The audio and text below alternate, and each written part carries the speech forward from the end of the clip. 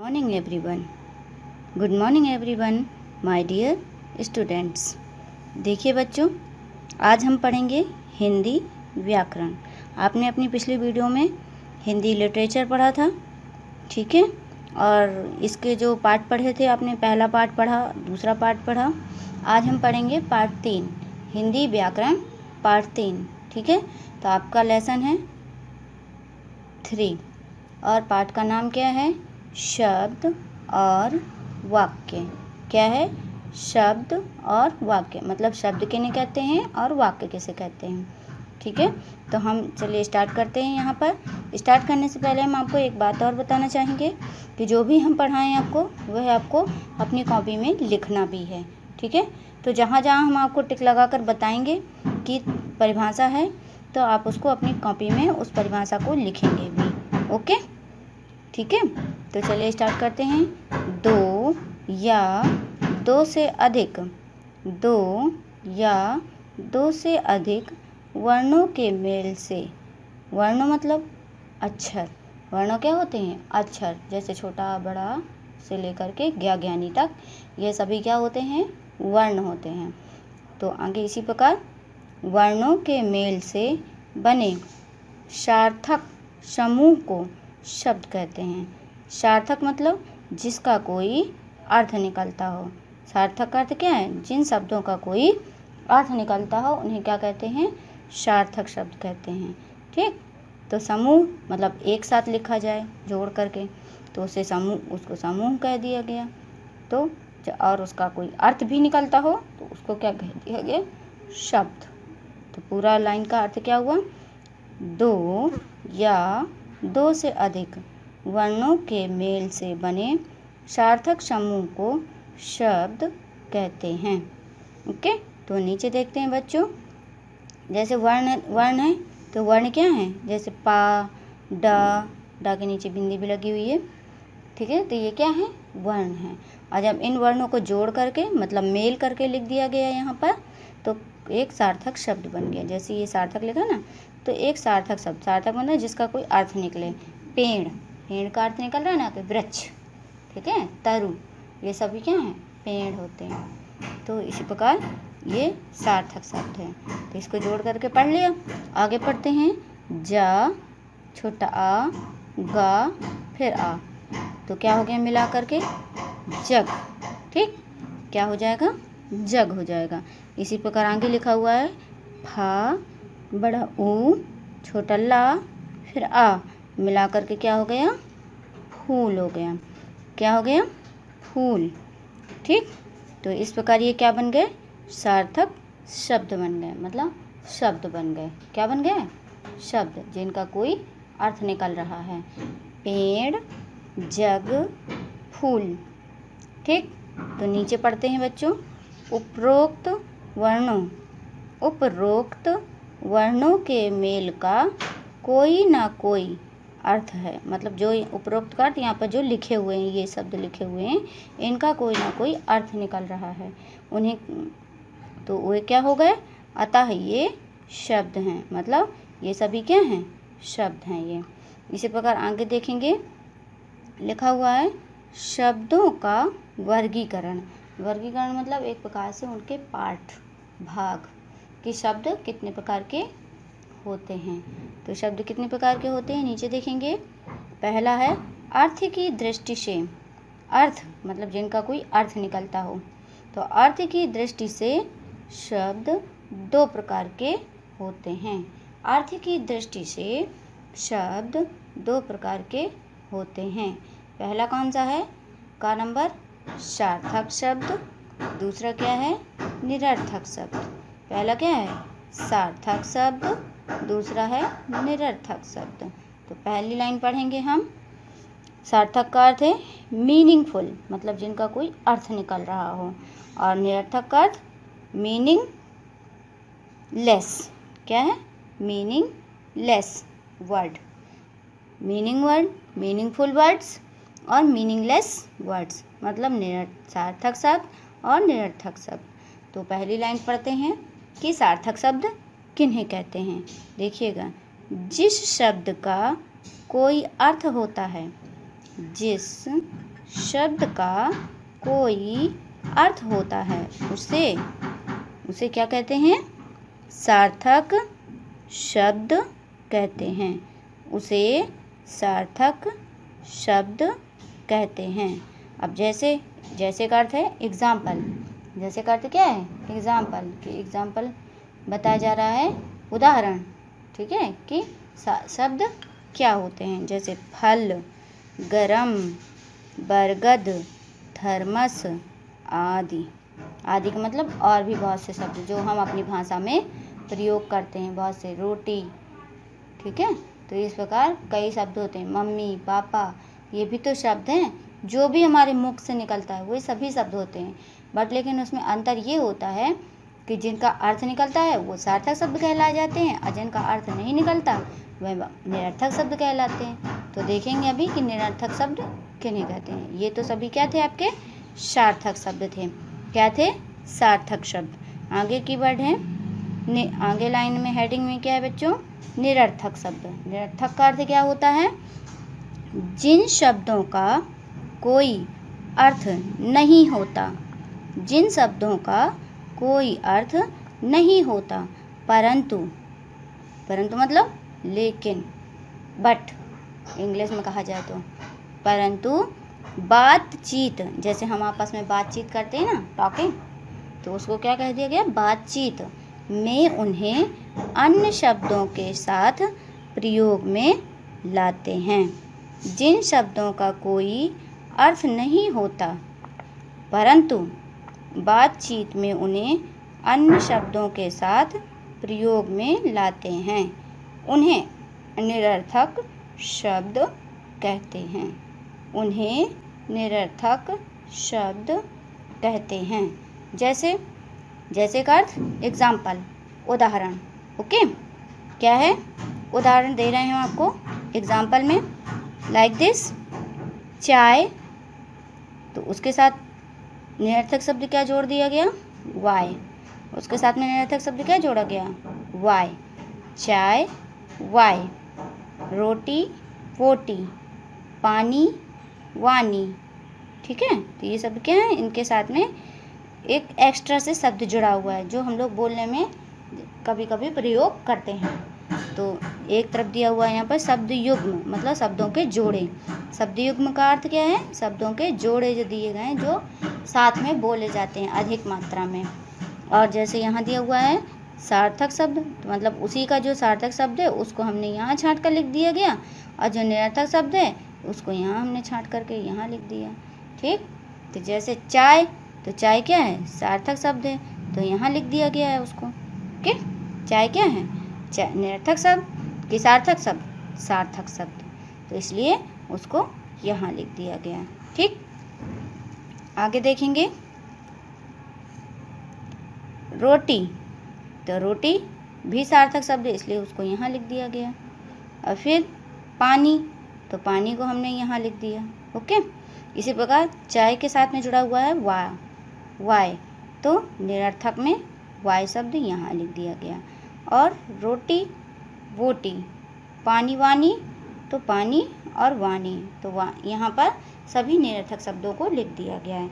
एक शब्द हम आपको अभी और बताते हैं। जैसे हम लोग बोल देते हैं अधिकतर खाना वाना, बोल देते हैं ना कि खाना वाना खाया कि नहीं खाया, तो इस प्रकार हम यहाँ पर एक शब्द और लिख सकते हैं। ओके, खाना वाना। तो इसमें बताइएगा बच्चों कौन सा शब्द हम सार्थक में लिखेंगे और कौन सा शब्द निरर्थक में लिखेंगे। वाह वकील है बेटा ये, वाह, तो खाना सार्थक में आ गया, मतलब खाना खाने का काम हो रहा है। और वाना तो कोई अर्थ ही नहीं है, लेकिन वह शब्द के साथ में जुड़ा हुआ है, तो इसलिए ये क्या हो गया? निरर्थक शब्द हो गया। ओके, तो खाना वाना, खाना वाना। ओके, तो इस प्रकार ये आपका हो गया। तो इसी प्रकार आपको इनको अपनी कॉपी में यहाँ पर लिखना भी है। और देखिए बच्चों, आपको एक परिभाषा लिखनी है कि शब्द किसे कहते हैं। तो आपकी परिभाषा यहाँ पर लिखी हुई है ना ये, तो इसको आपको होमवर्क में अपने लिखना है। कहाँ लिखना है? होमवर्क में अपनी कॉपी में इसको लिखना है कि शब्द किसे कहते हैं। तो एक बार हम इसको फिर से रीड करा देते हैं और इसका प्रश्न भी लिखकर आपको दिखाएंगे, वह आपको अपनी होमवर्क कॉपी में लिखना है। ठीक है, अभी बताएंगे जब ये पूरा पेज हो जाएगा दोबारा। तो आपका प्रश्न है शब्द किसे कहते हैं और उसका उत्तर क्या है, दो या दो से अधिक वर्णों के मेल से बने सार्थक समूह को शब्द कहते हैं। ओके, एक परिभाषा आपकी ये हो गई। और नेक्स्ट दूसरी परिभाषा कौन सी है कि सार्थक शब्द, कि सार्थक शब्द किसे कहते हैं, सार्थक शब्द किसे कहते हैं। तो नेक्स्ट परिभाषा आपकी क्या है बच्चों, सार्थक शब्द किसे कहते हैं। तो जिस शब्द का कोई अर्थ होता है, जिस शब्द का कोई अर्थ होता है उसे सार्थक शब्द कहते हैं। जिस शब्द का कोई अर्थ होता है उसे सार्थक शब्द कहते हैं। लाइक दिस, मतलब एग्जाम्पल, जैसे फल, गरम, बरगद, थर्मस आदि। इसी प्रकार आपको अगली परिभाषा कौन सी लिखनी है, निरर्थक शब्द। क्या लिखनी है, निरर्थक शब्द लिखनी है। तो निरर्थक शब्द किसे कहते हैं, तो पढ़ेंगे आगे। जिन शब्दों का कोई अर्थ नहीं होता, जिन शब्दों का कोई अर्थ नहीं होता, ओके, परंतु बातचीत में उन्हें अन्य शब्दों के साथ प्रयोग में लाते हैं, उन्हें निरर्थक शब्द कहते हैं। एग्जाम्पल, चाय वाय, रोटी वोटी, पानी वानी और खाना वाना। ठीक, तो ये तो आपने पढ़ा पेज नंबर 16। क्या पढ़ा आपने, पेज नंबर 16। और आपको यह तीनों परिभाषाएं लिखनी है, एक परिभाषा, दो परिभाषा और तीसरी परिभाषा। ठीक, तो अभी हम इसका प्रश्न आपको लिख कर देंगे कि कैसे लिखना है प्रश्न, और उत्तर आप अपने होमवर्क में लिखेंगे इसको। ओके, आगे का पेज पढ़ते हैं, पेज नंबर 17। नेक्स्ट पेज बच्चों, पेज नंबर 17 को के स्टार्ट करते हैं। आपका है, प्रयोग की दृष्टि से शब्द दो प्रकार के होते हैं। प्रयोग की दृष्टि से शब्द दो प्रकार के होते हैं। प्रयोग की दृष्टि से शब्द दो प्रकार के होते हैं। पहला कौन सा, विकारी शब्द। कौन सी, विकारी शब्द, विकारी शब्द। ओके, वाक्य में प्रयोग होने पर जो शब्द आवश्यकता अनुसार मतलब जिसका प्रयोग हो, आवश्यकता अनुसार अपना रूप बदल लेते हैं। फिर से पढ़ते हैं एक बार बच्चों, देखेंगे। वाक्य में प्रयोग होने पर जो शब्द आवश्यकता अनुसार अपना रूप बदल लेते हैं, उन्हें विकारी शब्द कहते हैं। ठीक, तो अभी इसका एग्जाम्पल देखेंगे बच्चों, कैसे कि जो शब्द अपना रूप बदलते हैं, क्या करते हैं, अपना रूप बदल लेते हैं। रूप का अर्थ उस एक प्रकार से अपने वचन को चेंज कर लेते हैं। लाइक दिस, लड़की, लड़कियाँ, मतलब यहाँ लड़की क्या है, एक वचन है, और लड़कियाँ बहुवचन है। लड़कियाँ क्या है, बहुवचन है। ओके, तो इसी प्रकार, तो ये इसने अपना रूप चेंज किया ना, तो इसलिए यह बन गया हमारा बहुवचन। तो लड़की, लड़कियाँ।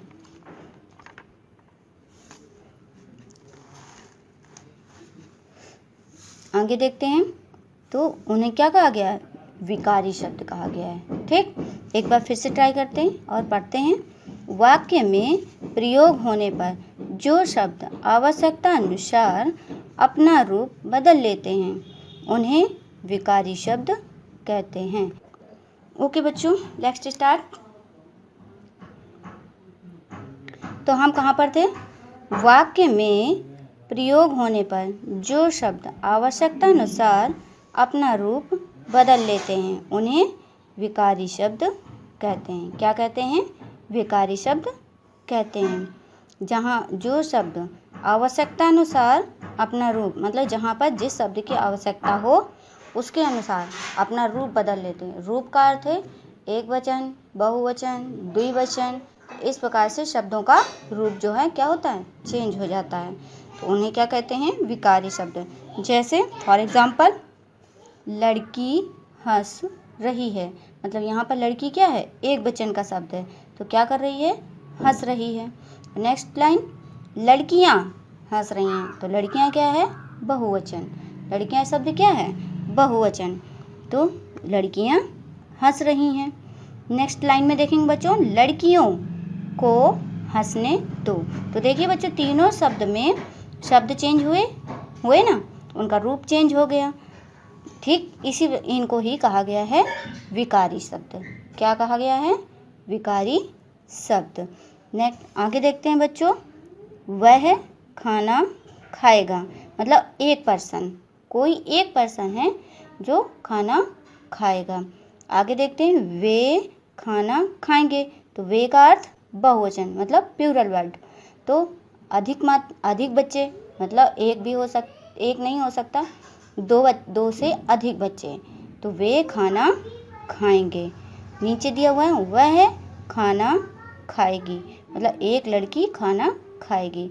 तो यहाँ बच्चों वह शब्द क्या है, एक वचन के लिए प्रयोग किया गया है, और वे क्या है, बहुवचन के लिए प्रयोग किया गया है। तो इस प्रकार आपका शब्द चेंज हो गया ना, उसका रूप बदल गया, तो उन्हें क्या कहा गया, विकारी शब्द कहा गया। ओके, तो आपको करना क्या है, अब आपको विकारी शब्द की डेफिनेशन, मतलब परिभाषा अपनी कॉपी में लिखनी है। ओके, कि विकारी शब्द किन्हें कहते हैं। ओके, नेक्स्ट लाइन ऊपर स्थूल का अर्थ जो ये कलर्ड वाले शब्द दिए हुए हैं उनको ही क्या कहा गया है, स्थूल कहा गया है। ऊपर स्थूल छपे शब्द विकारी शब्द है, मतलब जो भी ये कलर्ड के शब्द दिए हुए हैं ना बच्चों, उनको ही विकारी शब्द कहा गया है। विकारी शब्द संज्ञा, सर्वनाम, विशेषण और क्रिया के रूप में प्रयोग होते हैं। आगे देखते हैं ऊपर स्थूल छपे शब्द विकारी शब्द हैं। विकारी शब्द संज्ञा, सर्वनाम, विशेषण और क्रिया के रूप में होते हैं।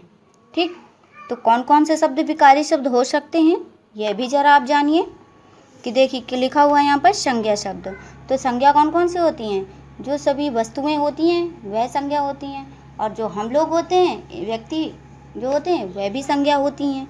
ठीक है, और लेकिन व्यक्ति के स्थान पर जैसे सोहन, रोहन, किसी नाम का प्रयोग होता है, लड़का, लड़की, तो ये सभी क्या हैं, संज्ञा हैं। लेकिन अगर इसके स्थान पर दे, वे, ये इन शब्दों का प्रयोग किया जाएगा तो वह क्या बन जाएंगे, सर्वनाम बन जाएंगे। क्या बन जाएंगे, सर्वनाम। जैसे लड़कियां, तो लड़कियां के स्थान पर पे वह शब्द प्रयोग किया गया, तो वह क्या है, हमारा सर्वनाम है, जबकि लड़कियां संज्ञा शब्द है। आगे क्या है, विशेषण। विशेषण मतलब विशेषता, तो इसमें क्या है विशेषता, हंस रहा, तो रहा शब्द यहाँ पर क्या है, विशेषण है, मतलब काम करने का पता चल रहा है, क्रिया है एक प्रकार से, तो वही हमारी विशेषण के रूप में प्रयोग हो रही है। हंसना तो क्रिया हो, हंसना जो है वो उसकी क्रिया है, और उसकी विशेषता क्या है, रहा। ठीक है, हंसना तो एक क्रिया हो गई। ठीक, तो इस प्रकार से क्रिया के रूप में होते हैं। ठीक, नेक्स्ट लाइन या नेक्स्ट नंबर बच्चे देखते हैं, खा नंबर में क्या है आपका, अविकारी शब्द। क्या है, अविकारी शब्द। तो अविकारी शब्द क्या होते हैं, अब जरा देखेंगे इनको। वाक्य में प्रयोग होने पर जो शब्द, फिर से देखते हैं एक बार बच्चों, वाक्य में प्रयोग होने पर जो शब्द अपना रूप नहीं बदलते, वे अविकारी शब्द कहलाते हैं। ठीक है, एक बार पुनः पढ़ लेते हैं। वाक्य में प्रयोग होने पर जो शब्द अपना रूप नहीं बदलते, वे अविकारी शब्द कहलाते हैं। ओके, तो एग्जाम्पल देखेंगे। लड़का तेज दौड़ रहा है। लड़का तेज दौड़ रहा है। तो आविकारी क्या है इसमें? तेज शब्द। ठीक है, तेज क्या है? आविकारी। ठीक, तो अपना रूप नहीं बदलते। तो तेज शब्द का हम तो रूप नहीं बदल सकते कि तेजों कह दिया जाए। तेजी तो कह सकते हैं कि तेजी से दौड़ रहा है, लेकिन रूप बदलने का अर्थ है उसका वचन चेंज करना। वह रूप बदलने का अर्थ क्या है? उसका रूप वचन बदलना, कि एक वचन, बहुवचन, द्विवचन, इसके रूप में अगर हम उसको चेंज करते हैं तो वो बदल जाएगा, उसका रूप बदल जाएगा। लेकिन हम यहाँ पर वचन नहीं चेंज कर रहे हैं। ठीक है, तो इसलिए हम इसको आविकारी शब्द कहेंगे। आगे देखेंगे। जंगल में बहुत से जानवर हैं। जंगल में बहुत से जानवर हैं। जंगल तो आपको मालूम ही है, वन हो गया, फॉरेस्ट हो गया। में बहुत से जानवर हैं। ठीक, जानवर अर्थात एनिमल्स। आगे देखेंगे तो में शब्द को हम नहीं चेंज कर सकते। में शब्द को हम अपने रूप में, मतलब हम उसके स्थान पर किसी भी शब्द का प्रयोग नहीं कर सकते हैं कि मैं कर दिया जाए या उसको और भी कोई शब्द कह दिया जाए, नहीं कर सकते। में की जगह पर में ही रहेगा। ठीक, तो इसलिए यह भी आविकारी शब्द है। क्या है? आविकारी शब्द है। आगे की लाइन देखते हैं। उसके पास लाल कमीज है। उसके पास लाल कमीज है। तो उसके पास कैसी कमीज है? लाल कमीज। तो लाल तो ऑलरेडी उसकी विशेषता बता रहा है कि लाल कमीज है या सफ़ेद शर्ट है, सफ़ेद कमीज है। कमीज का अर्थ होता है शर्ट, जो आप लोग पहनते हो ना शर्ट, उसको ही हम कमीज कहते हैं। ओके, तो उसके पास मतलब अर्थात उसके पास है। ठीक, तो इसलिए पास शब्द क्या है हमारा? आविकारी शब्द है। आगे देखते हैं। लड़के तेज दौड़ रहे हैं। लड़के तेज दौड़ रहे हैं। आगे तेज शब्द देखिए यहाँ पर आविकारी हो गया। कप में चाय है। कप में चाय है। तो चाय कहाँ है? कप में, मतलब उसके अंदर। ओके, आगे देखते हैं। उनके पास सफ़ेद कुत्ता है। उनके मतलब बहुवचन और पास तो ऑलरेडी शब्द है, तो उनके पास सफ़ेद कुत्ता है। ऊपर स्थूल छपे शब्द आविकारी शब्द हैं। ऊपर स्थूल छपे शब्द आविकारी शब्द हैं। ओके, तो आविकारी शब्द क्रिया विशेषण, संबंध बोधक, समुच्चय बोधक और विस्मयादि बोधक होते हैं। ठीक, स्थूल का अर्थ जो ये कलर्ड वर्ड हैं, इसलिए उनको कहा गया स्थूल वर्ड।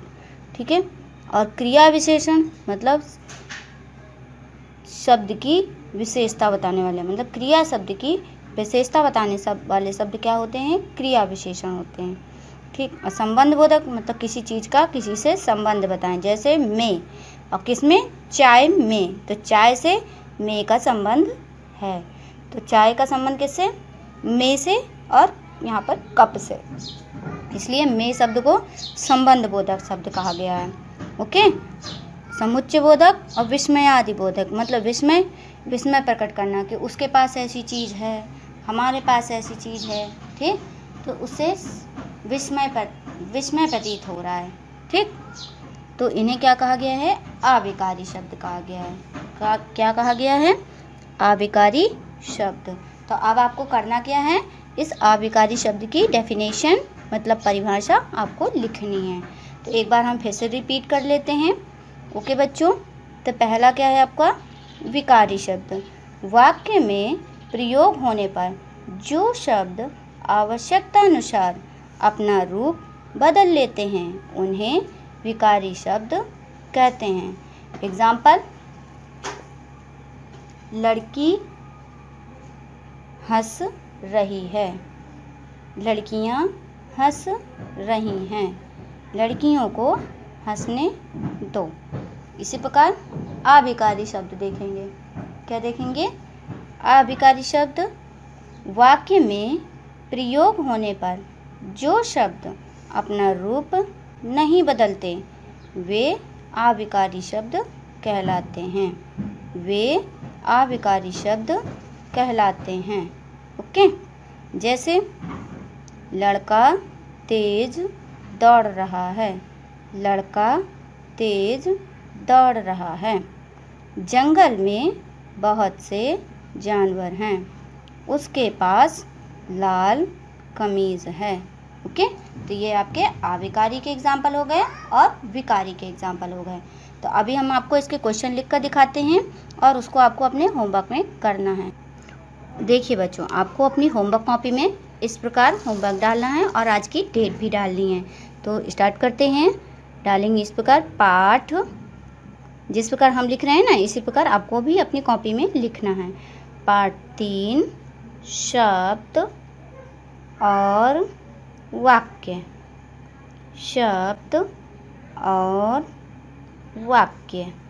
ओके, तो अगर आप अभी हमारे साथ नहीं लिख पा रहे हैं तो वीडियो को रिप्ले करके देख सकते हैं या आप इसकी शॉर्ट स्क्रीन लेकर के भी इसको रोक कर लिख सकते हैं। तो पहला प्रश्न क्या है आपका, हमने आपको पहले भी बताया था। पहला प्रश्न है शब्द किसे कहते हैं। शब्द किसे कहते हैं। तो इसका उत्तर हम आपको एक बार बता देते हैं और आपको इसका आंसर अपनी कॉपी में लिखना है। ओके, यह है आपका होमवर्क है आज का। तो आप यहाँ पर आपकी आज की डेट डालेंगे। आज डेट आपकी क्या है 19/5/20 और यहाँ पर HW। तो यह आपका पहला प्रश्न है और इसका आंसर क्या है 2 या 2 से अधिक वर्णों के मेल से बने सार्थक समूह को शब्द कहते हैं। ओके, तो आप इतना क्वेश्चन लिखेंगे और उसका आंसर भी लिखेंगे। अगला प्रश्न है आपका बच्चों, अगला प्रश्न लिखेंगे आप सार्थक शब्द किसे कहते हैं। सार्थक शब्द किसे कहते हैं। ओके, तो यह आपका दूसरा प्रश्न हो गया। ठीक है, तो इसका आंसर भी क्या है वह भी हम आपको रीड करके बताते हैं, मतलब हम उसका आंसर आपको बता रहे हैं। ध्यान से सुनिएगा।